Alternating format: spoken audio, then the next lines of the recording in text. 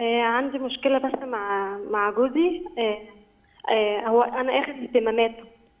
هو عملي زيادة عن اللزوم، ومش بيهتم بيا خالص. شخصيته كده يعني. هو شخصيته كده. اتكلمت معاه ياما، أنا بقالي سنتين ونص متجوزة، ربنا ما كرمنيش لسه بأطفال. اه. فمفيش غيري أنا وهو. امم. وأهلي بقى يعني ساكنين في حتة بعيدة عني، مفيش حد بتعامل معاه ما خالص. بتشتغليش يا رحاب؟ لا، ليه بقى؟ مش بشتغل يعني، ما عندناش يعني الحتة ديت إن أنا أنزل أشتغل أو كده. هو بيشتغل عدد ساعات شغله من كام لكام؟ من 7 ل5. وبعدين بيعمل ايه بعد 5؟ ما بيجي بيقعد يتغدى وبينام. بس وخلاص. بس ما فيش اهتمام، ما فيش كلمة كويسة، مش بسمع منه أي حاجة. هي دي حياتنا. انت بتقولي له بقى كلام حلو؟ بقول له أنا باجي أهزر معاه بيسدني. ما فيش أي، مش شايفة منه أي اهتمامات. انت بصي يا رحاب، انت قاعده في البيت زهقانه، ولسه ربنا ما رزقكيش بالاطفال، فالبيت فاضي عليكي وما بتشتغليش، فانت زهقانه. طب يملى الفراغ ده بقى. هو يملى هو الفراغ. يملى الفراغ، وهي لازم برضو تعمل حاجه، اعملي مش اي حاجه هي تانية. مش يا عارفه اما تشتغل تشتغلي، بره.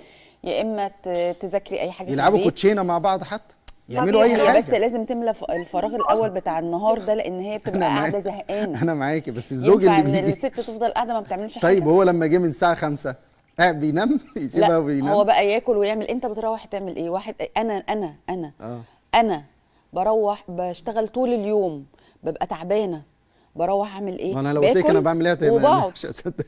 زهقانه، بقعد تعبانه. انا ما بعرفش انام المغرب، بس في ناس متعوده ان هي لازم تروح تنام، تاخد تنام، انا ما النومه عنديش شويه، مشكله، بس او ما هي تنامش. بس قصدي يعني ايه، حتى يعني ايه، باجي على نفسي عشان اتكلم مع الولاد، او لو في قصه او في طب مشكله ما حتى يسيبها اقول لهم نص سيبوني في ساعه حالي، انا يتكلموا تعبانه، مع بعض. اخد بس دواء صداع. طب نص ساعه يتكلموا مع بعض. يتكلم، هو لازم يتكلم، بس اقصد هي عشان ما بتشتغلش، قاعده فاضيه. ايوه قاعده ماشي فاضيه. ماشي، انت بتديها انت وصيه دلوقتي. انا بديها وصيه، ونديله كمان هو وصيه. اه. هو لازم يهتم بمراته، ولا اتجوزت ليه؟